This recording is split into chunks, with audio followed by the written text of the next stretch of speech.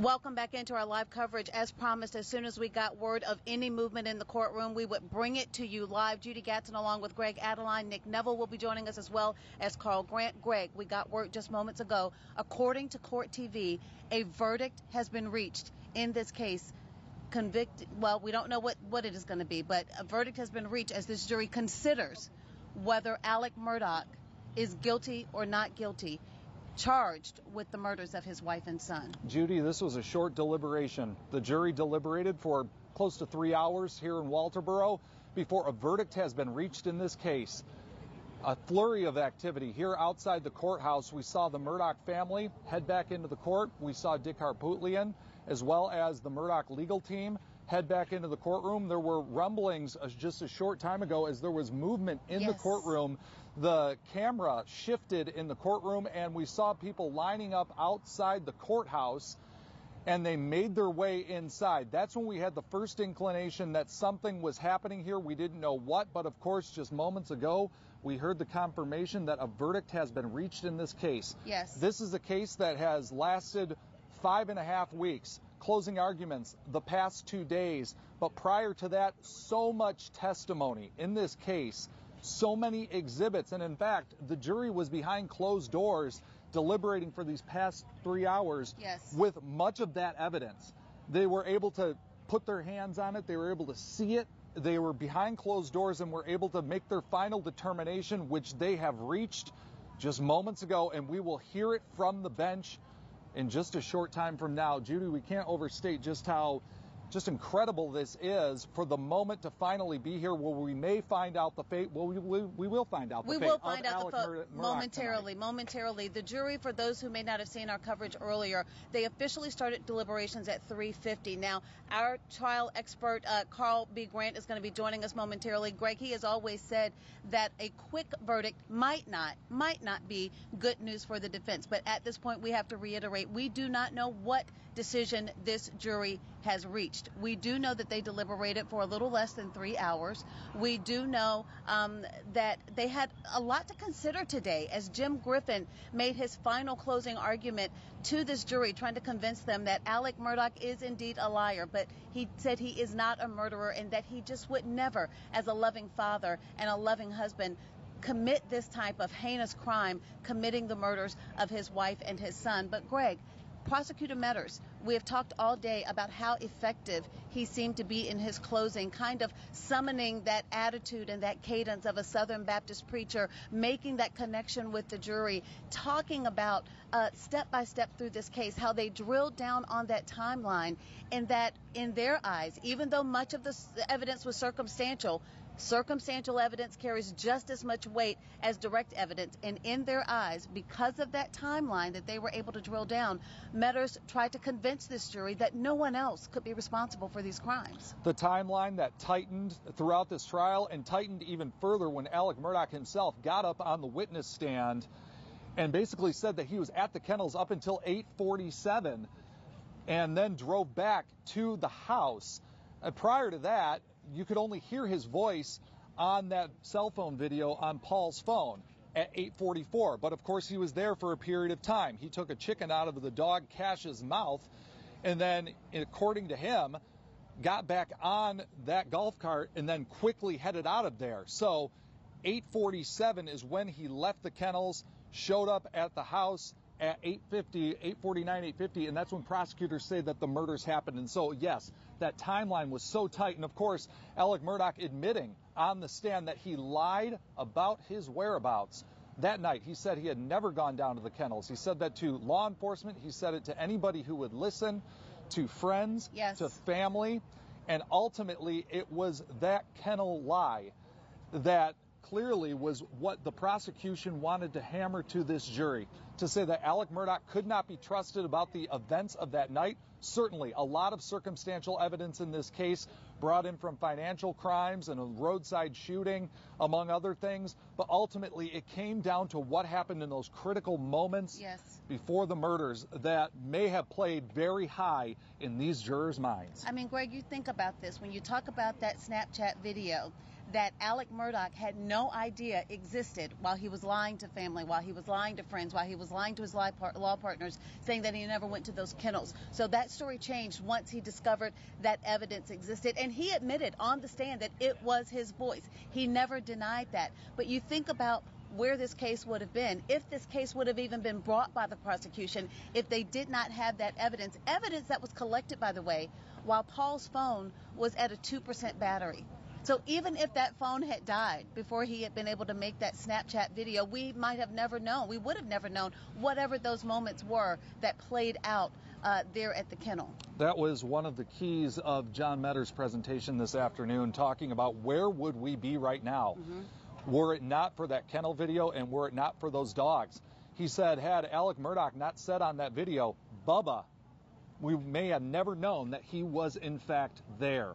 So that was a big part of John Meddar's presentation this afternoon. As you mentioned, it was fiery. It was thunderous at times, the cadence up and down, and he really kind of hammered all of those points to the jury. Jim Griffin, for his part, has said, you know, he tried to do his best today explaining why Alec Murdaugh would tell a lie like that. And essentially he blamed it on opioids and said it was paranoia. That was what Alec Murdaugh had said from the stand himself when he testified. But ultimately, you know, Jim Griffin, he had a pretty tall task because he had to overcome the credibility of his client before these jurors. And so when you had these closing arguments play out, you remember Creighton Waters' closing argument was exhaustive. Yes. It was 4 hours in which he taught about that motive pretty much ad nauseum for a good solid 2 hours as he began his closing argument. And some people said, you know, it seemed as though he was going a little slow, or he was, you know, very academic in the weeds. But by the afternoon, he really started to zero in on the events surrounding the night of June the 7th, 2021. And one of the other key pieces of evidence in all of this, Judy, was the OnStar data that was gleaned from the prosecution very late in this case, when they were able to determine Alec Murdaugh's exact whereabouts by the minute. Yes. That he pulled up to Moselle at 10:05 and then at 10:06, or he made a misdial of 911 at 10:05, but by 10:06 he was on a 911 call, a now infamous 911 call, where he said that he checked the pulses and had checked the victims, Paul and Maggie, both. Yes. And tried to turn Paul over. All of that would have had to have happened in a very tight window. So all of these are just little facets of the closing arguments that may have played very heavy on the jurors' minds as a verdict is reached in the case of Alec Murdaugh. Listen, we have our crews back in the newsroom keeping an eye on things in the courtroom. As soon as we hear word that Judge Newman is on the bench, we will take you inside live. We are also outside of the courthouse. And let me just give you an idea of what happened behind the scenes, because our crew has been camped out here. We've been waiting. We had heard that the jury might deliberate until 8 o'clock tonight, might deliberate until 10 o'clock tonight. Then we heard it might go into the weekend, but we were all on standby. And literally about 10 minutes ago, we got the word that, you know, people were rushing into the courtroom. So we came and got in position. We saw Buster Murdaugh walk into the courtroom. Then we saw the defense attorneys walk into the courtroom. And at one time they said they thought maybe a pool camera had been moved or that a juror just maybe had a question. But we have since learned, according to Court TV, this jury in less than 3 hours, we're told that they finished deliberations and reached their verdict at 6:41 after starting those deliberations at 3:50. Our trial attorney, Carl Grant, is here with us. We're going to step in, check his microphone, and make sure that we've got him good to go, because Greg, Carl has told us from the outset that a quick jury, and so many pundits have expected a hung jury in this case. That's just right. Because from of day one. Such a dispute between the two sides about the evidence, you know, trying to, for the prosecution, use that Snapchat video to show they had a great family relationship. But for the defense tried to do that, and the prosecution saying that was evidence to really break that lie wide open. So, Carl. Yes. As an experienced attorney of more than 30 years who has tried many murder cases, what do you make of the fact that we are getting a verdict from this jury in less than 3 hours? I thought the deliberation was going to take much longer than it did. Now, if the jury is back that soon, either they were strongly convinced or strongly not convinced. It's just that clear. Now, I believe Of course, I don't want to just. We don't want to speculate, and we're not going to get ahead of the process. Right. But you do have trial experience. I do, yes. And I don't know if you've had a case like Sure, this that you can maybe make some comparisons to, although this is a trial of the century. There are a lot of things in this case we've never seen before, but this jury had a lot to contemplate, and they did it in a short amount of time. Let me tell you the rule that the defense normally goes by. The longer they deliberate, the better it is for us, because clearly they have some reasonable doubt. Okay? So now you have a short deliberation, then the opposite may be true. So that's obviously something to be concerned about if you're the defense attorney. So much of this, especially when you talk about a short deliberation, we kind of set it up a little bit earlier on about how they were able to kind of get their hands on the evidence for the first time. Yesterday, jurors were able to go out to that crime scene at Moselle before they heard the closing arguments here, both from Creighton Waters and then today from Jim Griffin. How important do you think it was for them to be able to see that scene and kind of put the pieces together as these closing arguments came into focus? Very, very important. In fact, that's one thing that I talked about. You got to be careful what you ask for, because the jurors could go out there and see things from a different perspective than what you thought they were going to see. It's my understanding that after they visited the crime scene, that the prosecution garnered another argument about the water hose and how he could possibly washed off at the scene of the crime. So that may be something that will come back. We'll find out later on if the jurors decide to talk to people, and they probably will, I'm sure. If that's the case, then that decision could have backfired. Well, a lot of people are going to be waiting to see if, in fact, we hear from this jury after they have been approved to talk with the media, if they so desire, once we get this verdict. We have no idea what this verdict is at this point. We only know it took this jury less than 3 hours to reach it. Nick Neville is, of course, here as a part of our live team coverage as well. Nick, we've covered every single angle of these closing arguments yesterday and today, from Jim Griffin, from Meadors, who really literally had the last word to try and sway this jury one way or the other. I know you're over on the other side of the Colleton County Courthouse here. What are you seeing and hearing over there? Right. Yes, Judy. So as you said, we just saw just a few minutes ago, Buster Murdaugh and also the defense attorneys enter the courtroom again.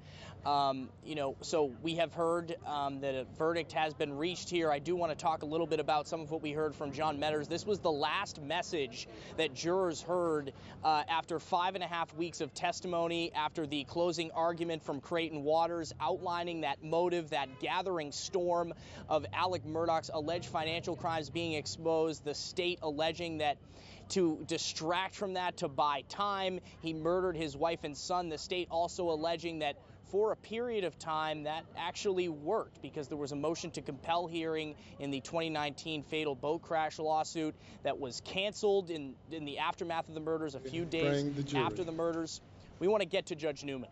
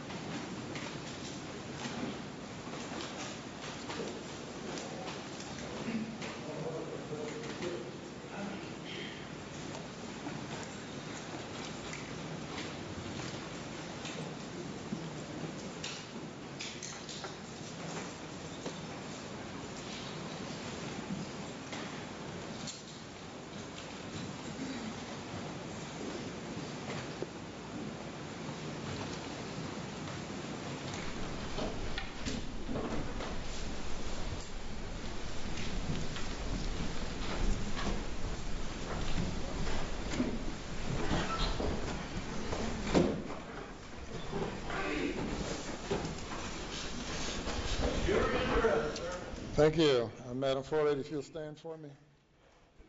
Have you reached a verdict? Yes, sir, we have. Is it unanimous? Yes, sir, it is. All right, if you will pass it up to the clerk, who will pass it to me. And you may be seated.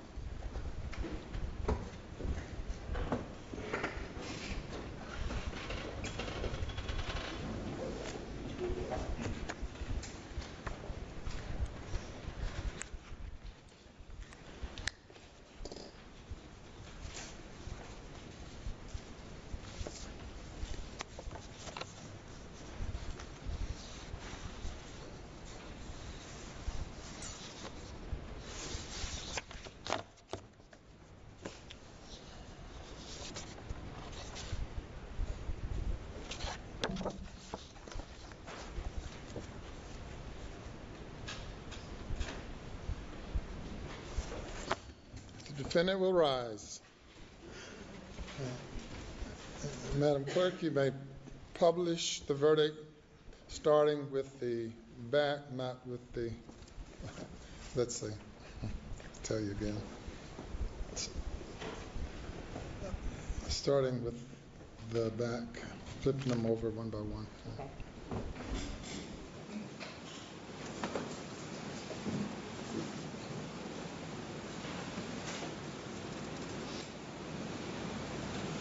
State of South Carolina versus. Docket number 2022 GS 15-00592, the State of South Carolina, County of Colleton, in the Court of General Sessions in the term of 2022, July, the State versus Richard Alexander Murdaugh, defendant, indictment for murder, SC Code 16-3-0010, CDR Code 0116. Okay. Guilty verdict. Signed by the forelady, 3-2-23. Docket number 2022-GS-15-00593, the State of South Carolina, County of Colleton, in the Court of General Sessions, the July term of 2022. The State versus Richard Alexander Murdaugh, defendant. Indictment for murder, SC Code 16-3-0010, CDR Code 0116. Verdict, guilty. Signed by the forelady. Date 3/2/23. Docket number 2022-GS15-00595, the State of South Carolina, County of Colleton, Court of General Sessions, July term 2022. The State versus Richard Alexander Murdaugh, defendant. Indictment for possession of a weapon during the commission of a violent crime. SC Code -16-23-0490. CDR Code 0549, verdict, guilty, signed by the foreperson of the jury, date 3/2/23. Docket number 2022 GS-15-00594, the State of South Carolina, County of Colleton, Court of General Sessions, July term 2022. The State versus Richard Alexander Murdaugh, defendant. Indictment for possession of a weapon during the commission of a violent crime. SC Code 16-23-0490. CDR Code 0549. Verdict, guilty. Signed by the foreperson of the jury, 3/2/23.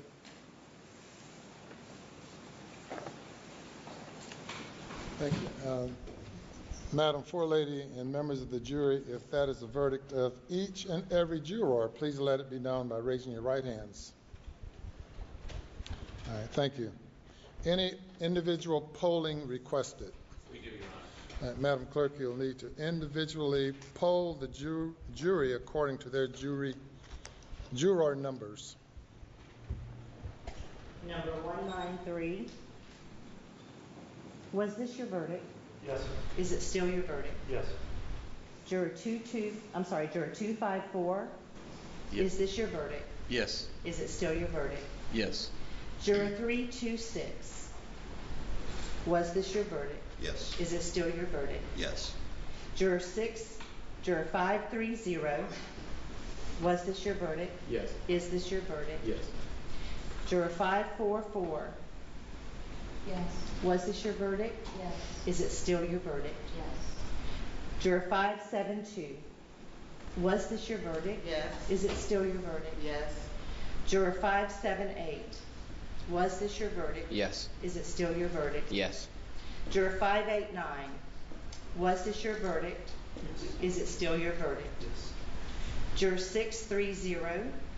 Was this your verdict? Yes. Is it still your verdict? Yes. Juror 729. Was this your verdict? Yes. Is it still your verdict? Yes. Juror 826. Was this your verdict? Yes. Is it still your verdict? Yes. Juror 864, was this your verdict? Yes. Is it still your verdict? Yes. Your Honor, the jury has been polled.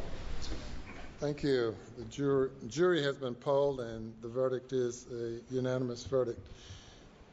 If you will bring the alternate juror out and have her have a seat in the audience, please.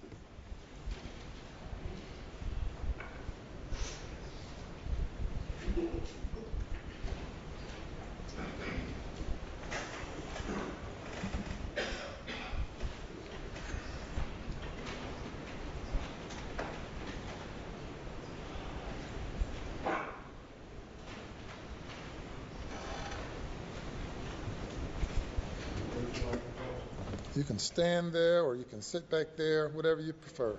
Okay. Are there any post-trial motions? None from the state, Your Honor. Your Honor, we would just renew our previously argued motions for a directed verdict, and at this, on the grounds, on those grounds, we would make a motion for a mistrial and to set aside the verdict. By the state, response. Your Honor, based on our previous arguments, we would submit that the case properly went to the jury and the verdict is proper, and would rely on those arguments. We've been here now 28 days, first few days of jury selection, and the remainder receiving testimony, an overwhelming amount of testimony and evidence that was presented to the jury for the jury's consideration. As I indicated to the jury during the jury charge, or the charge on the law, that this was a matter solely for the jury to determine.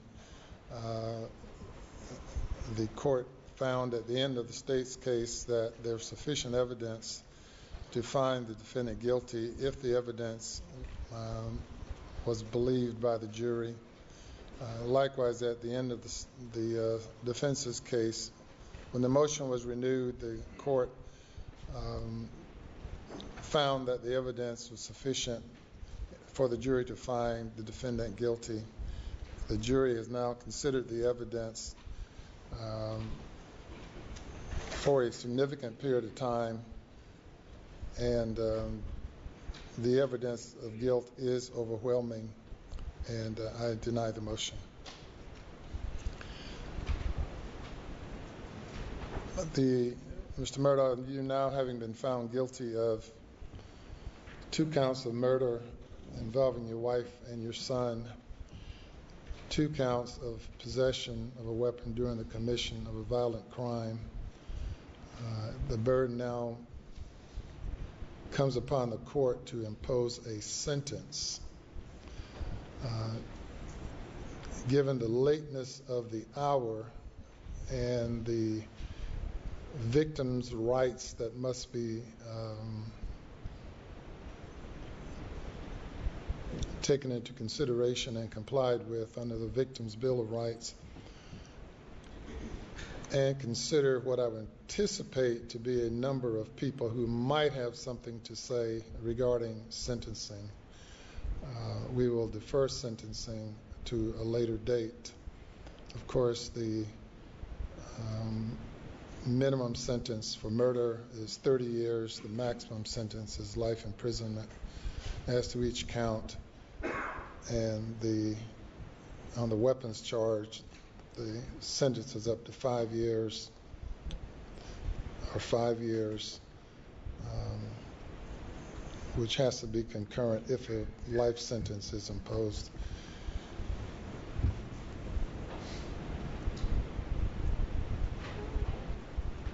When would you all like to reconvene for sentencing? I would like to give everyone an adequate opportunity to prepare for it. State will be ready at 9:30 in the morning, Your Honor.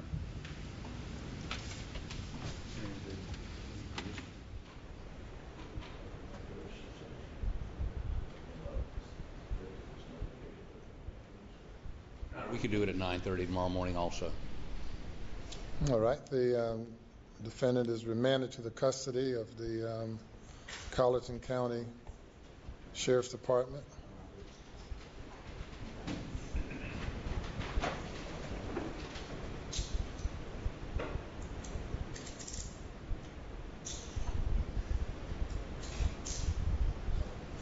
And he may be taken away.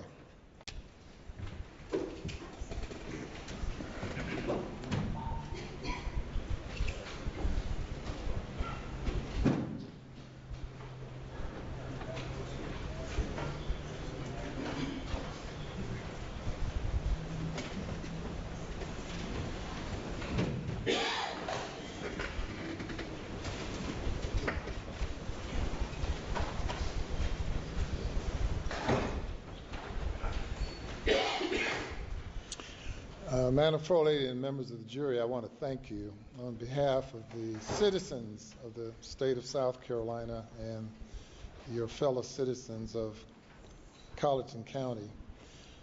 You did not volunteer for this service. You were called upon by being summoned to appear, and Providence have brought you to this moment in time and these weeks in time. I know that all of you have been here at great sacrifice, particularly the juror whose job was on the line until a miracle happened, I guess, that allowed him to be able to leave rather than leave after 2 or 3 weeks. But I want to thank each one of you all individually and collectively.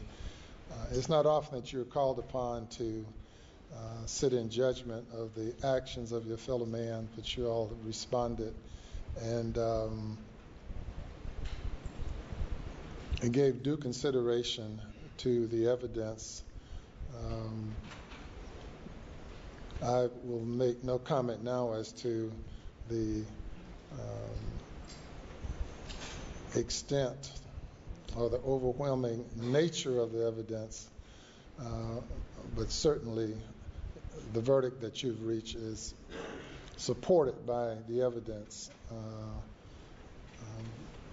circumstantial evidence, direct evidence, all of the evidence pointed to only one conclusion. That's the conclusion that you all reached. So I applaud you all for, as a group and as a unit and individually, evaluating the evidence and coming to a proper conclusion as you saw the law, as you saw the facts. Now that you've served for the next year, you're not eligible to serve again. Now, of course, many people never get called upon, but you're not eligible for the next year, and for 2 additional years, you can be exempted from service because no person is required to serve on jury duty in this court more often than once every 3 years. Tomorrow morning at 9:30, we will reconvene for sentencing.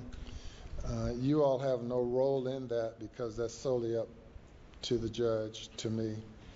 You're welcome to come back if you want to and be a part of the audience if you like. I also want to thank the alternate juror who was locked away in a room by herself for these hours,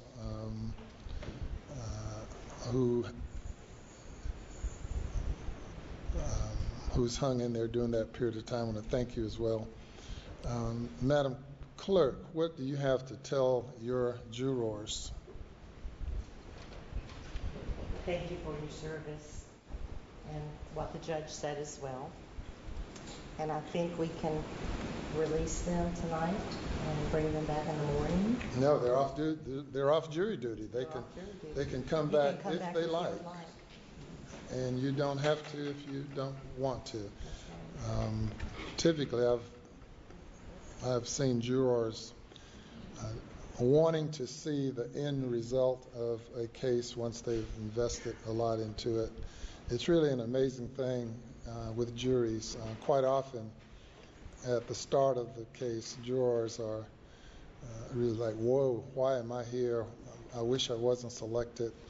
But as time passes and the jurors become invested and really committed to the case and committed to seeing it through, and are very disappointed when they are not able to see it to a conclusion.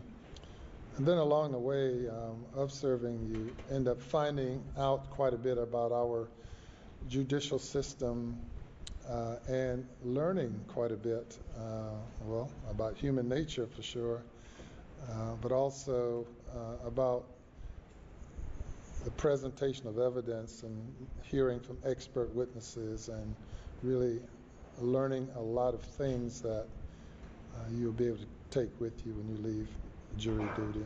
And to Madam Forelady, I don't know if you were hesitant initially or not, but you have stepped up to the plate and done a great job of leading the jury as well. And thank all of you. So the jury is dismissed. Now, one thing before you go, of course, we have invested a lot in maintaining the privacy of the jury, of each one of you. And you are free at this point to discuss the case with anyone. And given the high-profile nature of the case, I'm certain that the many people in the media will probably want to communicate with you, but they have no means of contacting you because under order that I issued, the identity of the jurors must be kept private. And if you decide that you want to speak with anyone, local, state, nationally, or internationally, that's your prerogative. However, should anyone harass you, please let me know and I will address those issues. If anyone through the somehow or another discover your identity and harass you, and rest assured I will intercede on your behalf.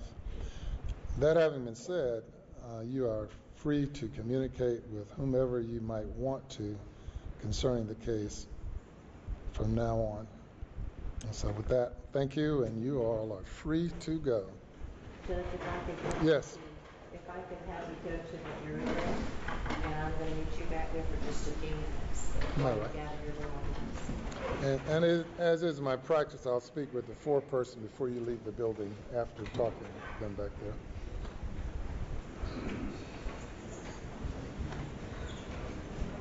Anything else?